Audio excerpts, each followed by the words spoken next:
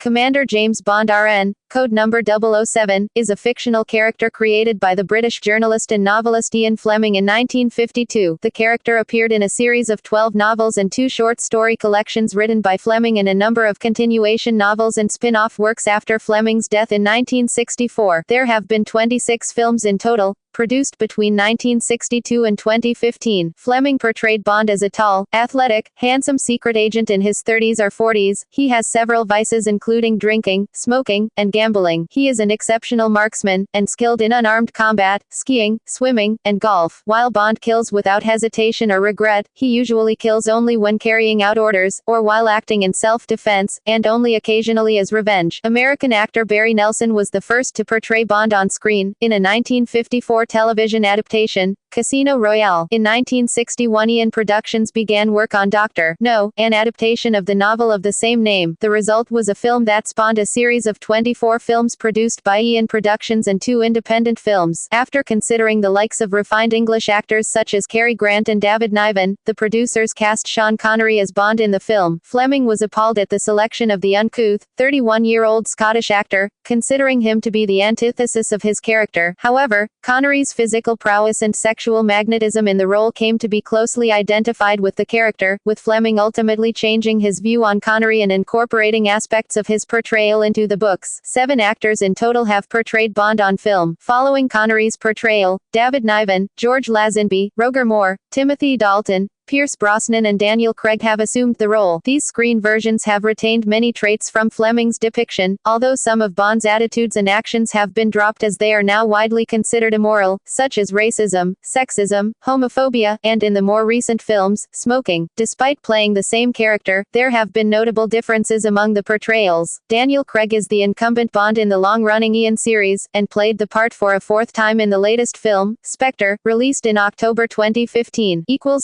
Fleming's literary characterization A Secret Service agent, Bond was a composite based on a number of commandos whom author Ian Fleming had known during his service in the Naval Intelligence Division during World War II, to whom he added his own style and a number of his own tastes. Fleming appropriated the name from American ornithologist James Bond. Bond's code number 007 comes from one of British Naval Intelligence's key achievements of World War I, the breaking of the German diplomatic code. One of the German documents cracked and read by the British was the Zimmermann telegram, which was coded 0075, and which was one of the factors that led the U.S. entering the war. Subsequently, if material was graded 00, it meant it was highly classified. Fleming later told a journalist, "When I was at the Admiralty, all the top secret signals had the 00 prefix, and I decided to borrow it for Bond." Although James Bond is in his mid to late 30s, he does not age in Fleming's stories. Fleming decided to underplay Bond's character, observing that exotic things would happen to and around him, but he would be a neutral figure. On another occasion, he reinforced his point, saying, "When I wrote the first one in 1953, I wanted Bond to be an extremely dull, interesting man to whom things happened. I wanted him to be a blunt instrument."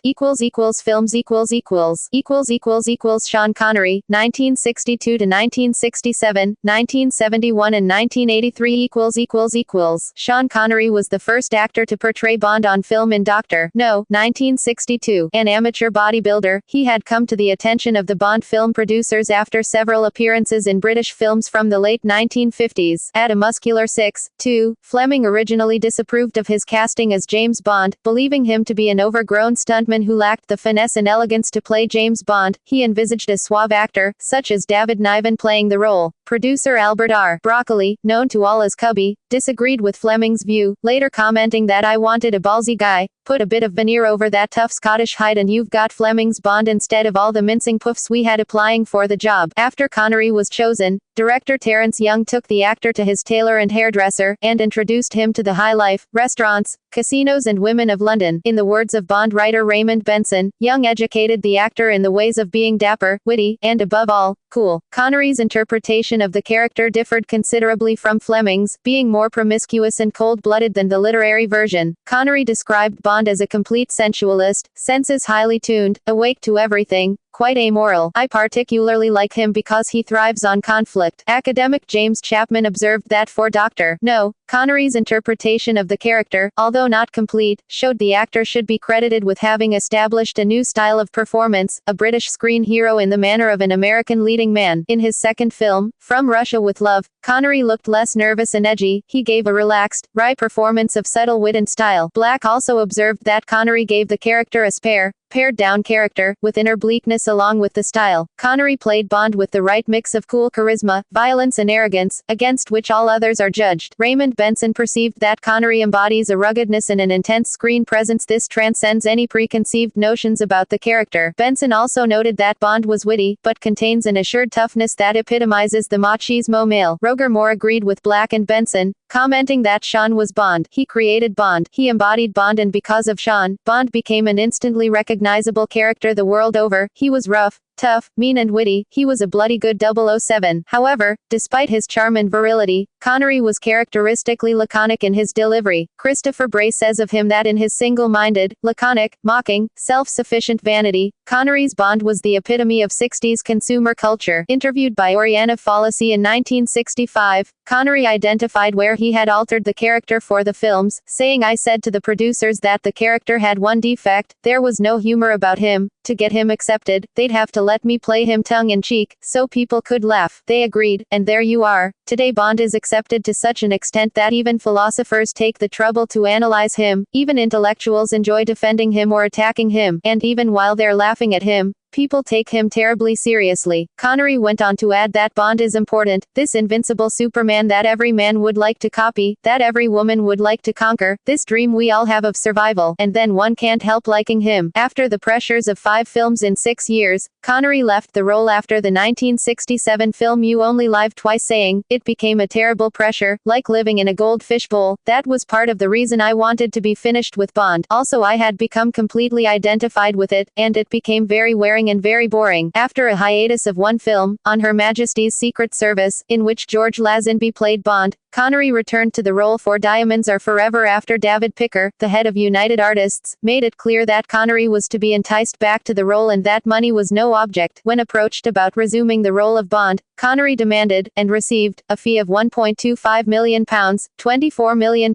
in 2017 pounds, 12.5 of the gross profits, and, as a further enticement, United Artists offered to back 2 films of his choice. His performance received mixed reviews, with Raymond Benson considering that Connery looks weary and bored, he is overweight, slow-moving, and doesn't seem to be trying to create a credible character. Despite that, Benson considers that Connery still radiates more screen presence than Roger Moore or George Lazenby. On the other hand, Pauline Kael said Connery's James Bond is less lecherous than before and less foppish, and he's better this way. In the early 1980s, producer Jack Schwartzman moved ahead with a non-Ian Bond film, following the controversy over the 1961 novel Thunderball and the subsequent long legal battle. The result was Never Say Never Again. Connery accepted an offer to play Bond once more, asking for, and receiving, a fee of $3 million, $7 million in 2017 dollars, a percentage of the profits, as well as casting, director and script approval. The script has several references to Bond's advancing years, playing on Connery being 52 at the time of filming. David Robinson, reviewing the film for The Times, considered that Connery is back, looking hardly a day older or thicker, and still outclassing every other exponent of the role, in the good-natured throwaway with which he parries all the sex and violence on the way. In 2003, Bond, as portrayed by Connery, was selected as the 3rd greatest hero in cinema history by the American Film Institute. David Niven, 1967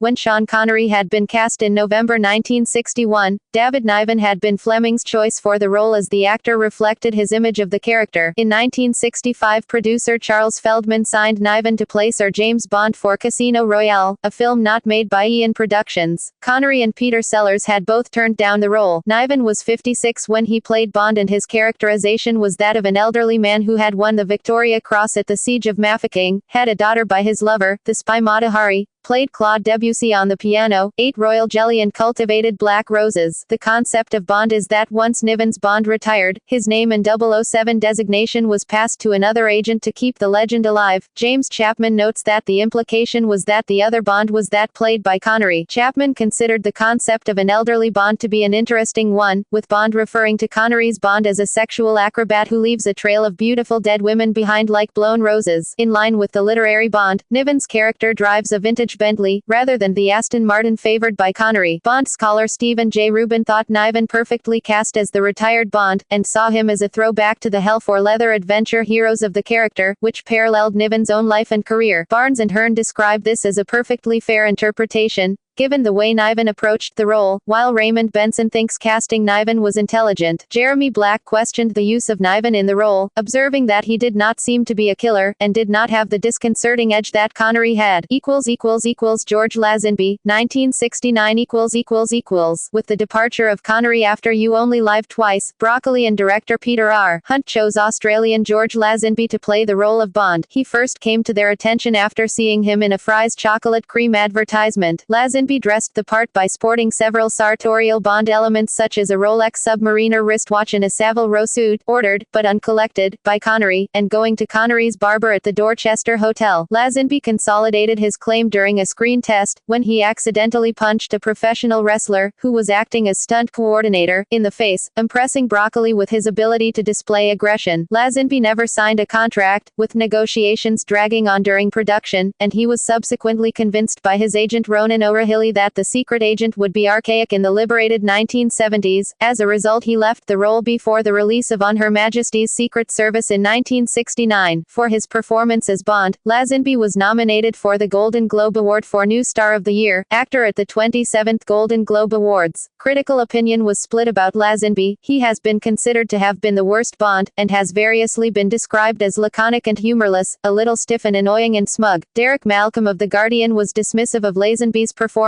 saying that he is not a good actor, and though I never thought Sean Connery was all that stylish either, there are moments when one yearns for a little of his louche panache. The New York Times critic Weiler also weighed in against Lazenby, saying that Lazenby, if not a spurious Bond, is merely a casual, pleasant, satisfactory replacement. Pauline Kael called Lazenby quite a dull fellow in her otherwise positive review in The New Yorker. However, Peter R. Hunt, director of On Her Majesty's Secret Service, stated that Lazenby should have undertaken more films in the role, saying he would have made a very credible Bond and been very good indeed. Smith and Lavington consider that Lazenby had chosen to play Bond the same way as Sean Connery had, with perhaps more humility and humanity. They went on to say that Lazenby's inexperience rarely shows in the film, and that he invariably rises to the occasion. Alexander Walker in the London Evening Standard said that, the truth is that George Lazenby is almost as good a James Bond as the man referred to in his film as the other fellow. Lazenby's voice is more suave than sexy sinister, and he could pass for the other fellow's twin on the shady side of the casino. Bond is now definitely all set for the 70s. Judith Christ of New York Magazine commented that, this time around there's less suavity and a no-nonsense muscularity and maleness to the role via the handsome Mr. Lazenby. James Chapman considers that Lazenby looks the part of Bond, identifying his athleticism and arrogant swagger, which convey the snobbery of the character. Chapman also distinguished a more vulnerable and human characterization in Bond, feeling exhausted and falling in love, as opposed to the heroic Superman of Connery. Brian Fairbanks noted that OHMSS gives us a James Bond capable of vulnerability, a man who can show fear and is not immune to heartbreak. Lazenby is that man, and his performance is superb. Ben McIntyre also observed that of all the Bonds, Lazenby's characterization was closest to that of Fleming's original character. Roger Moore, 1972 to 1985 After Diamonds Are Forever, Broccoli and Saltzman tried to convince Sean Connery to return as Bond, but he declined. After considering Jeremy Brett, Michael Billington and Julian Glover, the two producers finally turned to Roger Moore, who they had previously discussed for On Her Majesty's Secret Service, but who had been unavailable, and he was ultimately cast to play Bond in Live and Let Die. At the time, Moore was an established television actor, known for his performances as as Simon Templar in The Saint and Lord Brett Sinclair in The Persuaders, in both of which he played a charming, debonair, international playboy. Film writer Andrew Spicer considered Roger Moore to be the most elegant and mannerly of the Bonds, with the voice and style of an English debonair country gentleman. Benson agreed, stating that Moore was too nice and well-mannered to be a James Bond of any real substance, while Doug Pratt said that the writers worked out an amenable personality for Roger Moore and found a breezy balance between comedy and action, to make Moore's character appear tougher. A Smith & Wesson .44 Magnum, which at the time was associated with the macho image of the Clint Eastwood character, Dirty Harry, was chosen for Moore to use in Live and Let Die rather than Bond's usual choice of Walther PPK. Spicer says Roger Moore recreated Bond as an old-style debonair hero, more polished and sophisticated than Connery's incarnation, using the mocking insouciance he had perfected in his role as Simon Templar. Moore's humor was a throwaway, and certainly in the later films, verged on self-parody. It was an essential strand in the increasingly tongue-in-cheek direction of the series, which became more lighthearted, knowing and playfully intertextual. Chapman noted that Moore was the most comedic of the Bonds, with a more lighthearted approach to playing the character with a mocking wit and innuendo. Additionally, Moore's one-liners were delivered in a way to suggest that the violence inherent in the films was a joke, as opposed to Connery's, which was used to mitigate the violence. Moore explained his approach to the humor by saying, "To me, the Bond situations are so ridiculous. I mean, this man is supposed to be a spy, and yet everybody knows he's a spy. It's outrageous. So you have to treat the humor outrageously as well." Pauline Kael was a fairly vocal critic of Moore's, dismissing him as an iceberg in The Man with the Golden Gun. In reviewing For Your Eyes Only, she wrote Roger Moore as Bond again, and his idea of Bond's imperturbable cool is the same as playing dead. Reviewing Moonraker, she wrote Roger Moore as dutiful and passive as Bond, his clothes are neatly pressed and he shows up for work, like an office manager who is turning into deadwood but hanging on to collect his pension. Only in The Spy Who Loved Me, one of Kael's favorite Bond films, did she praise him, describing him as self-effacing. Moore gets the chance to look scared, an emotion that suits him and makes him more likable. A number of Moore's personal preferences were transferred into his characterization of Bond. His taste for Cuban cigars and his wearing of safari suits were assigned to the character. Moore's use for cigars in his early films put him in contrast to the cigarette-smoking Connery, Lazenby and Dalton. By the time of Moore's fifth film, For Your Eyes Only, released in 1981, his characterization had come to represent an old-fashioned character, in contrast to the fashionability Connery had brought to the role in the 1960s. In 1985, Moore appeared in his seventh and final film, A View to a Kill. He was 57. He appeared alongside co-star Tanya Roberts, who was 30. Critics focused on Moore's age. The Washington Post said Moore isn't just long in the tooth, he's got tusks, and what looks like an eye job has given him the pie-eyed blankness of a zombie. He's not believable anymore in the action sequences, even less so in the romantic scenes. When he was cast for the film, Moore recalled that he felt a bit long in the tooth, and in December 2007 admitted that he was only about 400 years too old for the part. Like Connery, Moore appeared as Bond in 7 films. By the time he retired in 1985, he was the oldest actor to play 007 in the Ian series, and his Bond films had earned over $1 billion at the box office.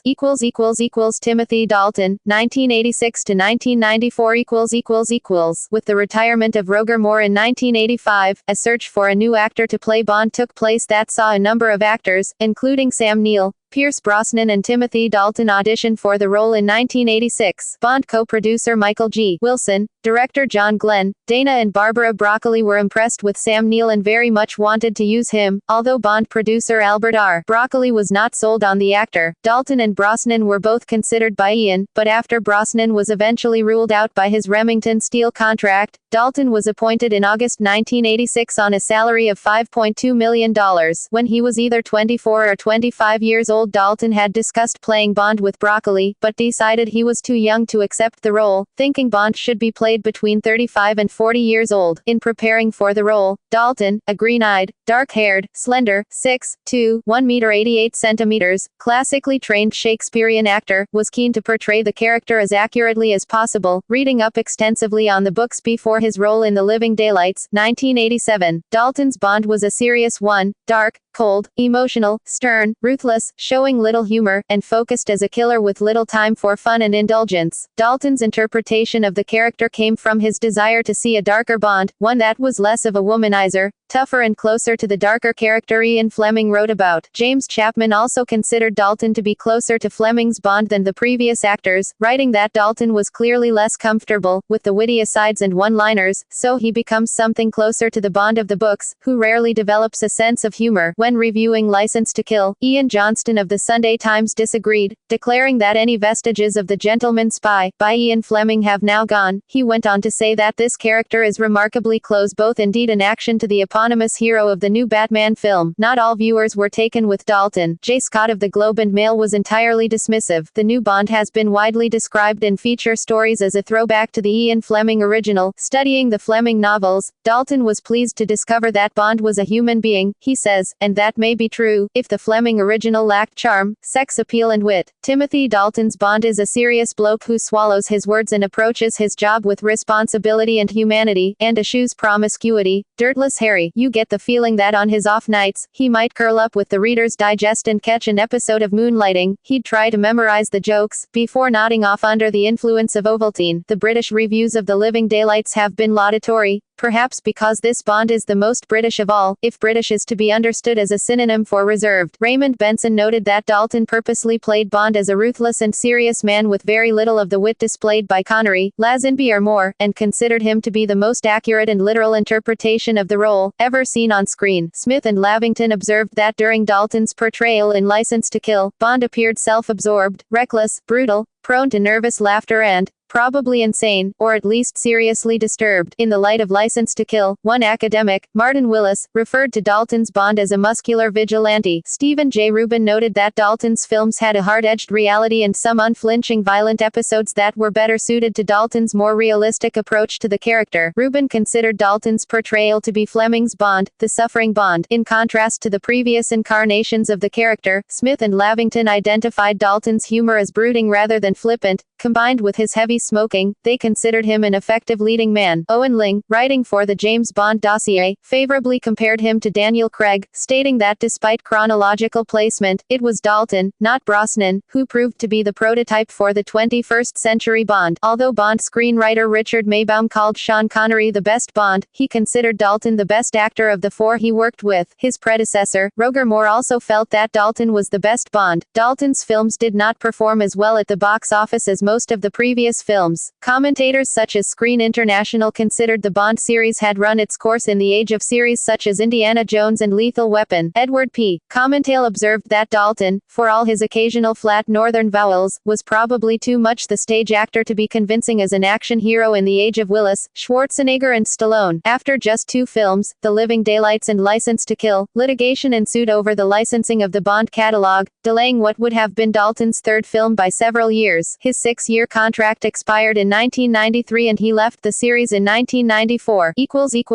Pierce Brosnan, 1994 to 2004 After Timothy Dalton retired from the Bond role in 1994, Ian turned to the actor they had considered after A View to a Kill, Pierce Brosnan. He was offered a 3-film contract, with an option on a fourth. His salary for his first film, GoldenEye, was $4 million, which rose to $16.5 million for his fourth and final outing, Die Another Day. Brosnan had first met Broccoli on the set of For Your Eyes Only, when Brosnan's wife, Cassandra Harris, was appearing in the film as Countess Liesel von Schlauff, and the couple lunched with Broccoli during filming. Andrew Spicer says that Brosnan's frame carries the Armani look, with its refined understated Englishness, to perfection. His lithe, sinuous athleticism is well suited to the fast-paced action and state-of-the-art gadgetry that retains the series' core appeal. James Chapman also considered Brosnan's appearance striking, saying the actor had old-fashioned, darkly handsome matinee idol looks. With Brosnan, the Bond writers knew that because of the changes in public attitudes, he could not be as overtly sexual and dominant over women as Connery's Bond, and was denounced by M in GoldenEye to be a sexist, misogynist dinosaur, a relic of the Cold War. Brosnan was seen by many as the quintessential James Bond in appearance and manner, displaying an air of coolness, elegance and a grace which made him believable as an international playboy, if not purely as an assassin. John G. Stackhouse, for instance, argues that it is preposterous that any man as strikingly handsome as Brosnan and Connery could be a secret agent, saying, when Sean Connery or Pierce Brosnan enters a room, everyone notices. Thus it is ridiculous to suppose that James Bond, looking like that, could be a secret agent for longer than about 2 seconds. Brosnan's characterization of Bond was seen by Jeremy Black as being closer to the Fleming novels than Moore, yet he is also lighter and less intense than Dalton. Black also commented that the shift in character in the first 3 films reflected changing social opinions, with Bond not smoking. Brosnan was clear he wanted to change Bond's smoking habit, saying, "I don't give a damn about everyone's perception of the character. I think smoking causes cancer, therefore he doesn't smoke, although he did smoke a Cuban cigar and die another day." Brosnan continued with the use of humor prevalent with other portrayals, and provided a mix of action and danger threaded through with the right amount of wit and humor. Smith and Lavington saw the humor largely as puns that were flippant, but not crass. After 4 films in the role, Brosnan stated he wished to do one final Bond film. Although plans were made for a film to be released in 2004, negotiations stalled and Brosnan announced his intention to leave in July 2004.